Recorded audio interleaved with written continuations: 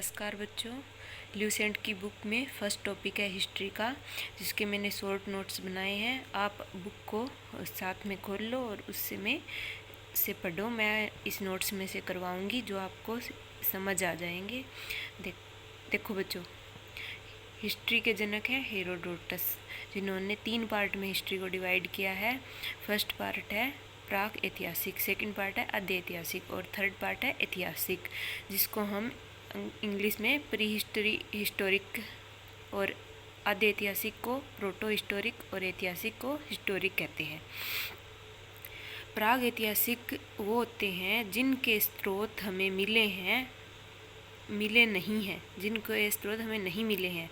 और आद्य ऐतिहासिक में है जो स्रोत मिले हैं पर उन्हें पढ़ा नहीं जा सकता। जैसे सिंधु घाटी सभ्यता, उस समय जो हमें स्रोत मिले हैं, जो लिपि मिले हैं, उनको हम पढ़ नहीं पाए। और उसके बाद है ऐतिहासिक में जो स्रोत मिले हैं उन्हें पढ़ा भी जा सका है। और जो इसमें प्राक ऐतिहासिक काल है, इसमें सबसे पहले क्या मिले हमें? सबसे पहले भीमबेटका मध्य प्रदेश में पत्थर का चित्र बनाया, आदि मानव द्वारा बनाया गया। जो भीमबेटका है वो स्थान है मध्य प्रदेश में। वहाँ पर हमें पत्थर से चित्रकारी की गई है जो कि आदि मानव ने बनाए हुए हैं। यह पहला साक्ष्य मिला है हमें। और प्राक ऐतिहासिक काल में कौन कौन से काल आते हैं? इसमें पाषाण काल आते हैं। जैसे पाषाण मीन्स पत्थर, मतलब उस समय इसमें पत्थर के औजारों का प्रयोग किया गया था। तो पाषाण काल को हम 4 पार्ट में डिवाइड करते हैं, जिसमें से पहला पार्ट है पूरा पाषाण काल, मध्य पाषाण काल, नव पाषाण काल और उत्तर पाषाण काल। इनमें हमें क्या क्या चीज़ें मिली है उसका हम वर्णन यहाँ पे करेंगे। देखो, पहला पार्ट है पूरा पाषाण काल। पूरा पाषाण काल में क्या मिला है भाई? उस समय जो आदि मानव थे वो खानाबदोश थे, मतलब जो उन्हें कुछ भी मिलता था उन्हें खा जाते थे। शिकारी थे, मतलब शिकार करके अपना पेट भरते थे। आदि मानव, आग का आविष्कार पूरा पाषाण काल में हुआ है और मानव द्वारा पहला आविष्कार आग का आविष्कार था। उसके बाद है मध्य पाषाण काल। मध्य पाषाण काल में पाषाण मतलब होता है भाई पत्थर है। तो मध्य पाषाण में सबसे छोटा हथियार, पहले उन्होंने पत्थर को ये हथियार बनाया। और उस समय अंत्येष्टि, अंतिम संस्कार के भी साक्ष्य मिलते हैं और हड्डियों के आभूषण के साक्ष्य मिलते हैं। तीसरा है नवपाषाण काल। नवपाषाण काल में हमें खेती के साक्ष्य मिलते हैं। स्थायी आवास भी वहाँ पे, उसके भी साक्ष्य मिलते हैं। भाई मनुष्य ने स्थायी आवास के लिए मतलब जगह बनानी शुरू कर दी थी। और उन्होंने सबसे पहले जिस जानवर को पाला वो था कुत्ता। और मन का या घड़े के भी साक्ष्य हमें नवपाषाण काल से मिले हैं।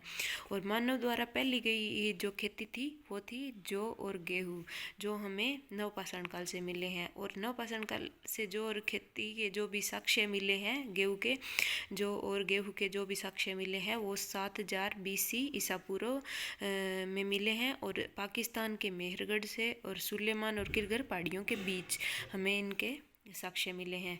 और उसके बाद चौथा पार्ट है उत्तर पाषाण काल, जिसमें हम ताम्र पाषाण काल भी कहते हैं, क्योंकि इस समय तांबे की खोज हो गई थी। और तांबा है जो मानव द्वारा खोजी गई पहली धातु है। और पहला आविष्कार कौन सा है मानव द्वारा किया गया? आग, जो हमें पूरा पाषाण काल से मिली। और उत्तर पाषाण काल से क्या मिला है? ताम्र काल, जिसे ताम्र काल कहा है क्योंकि यहाँ तांबे की खोज कर दी गई थी। और पहला औजार इसने क्या बनाया? कुल्हाड़ी। और वैसे मध्य पाषाण काल में पहला औजार जो पत्थर से बनाया गया था, और जब तांबे की खोज हुई तो पहला औजार उसने सबसे पहले कुल्हाड़ी को बनाया। और इलाहाबाद के कोलिडवा से हमें चावल के साक्ष्य मिले हैं, जो हमें आगे सिंधु घाटी सभ्यता में भी पढ़ेंगे। और मनुष्य संबंधी पहला साक्ष्य नर्मदा घाटी में मिला है।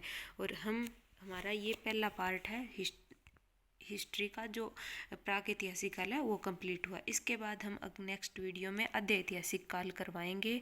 आपको अच्छी लगी हो वीडियो तो कमेंट सेक्शन में लाइक करें, कमेंट करें, चैनल को सब्सक्राइब करें और बताएं कि वीडियो कैसी लगी।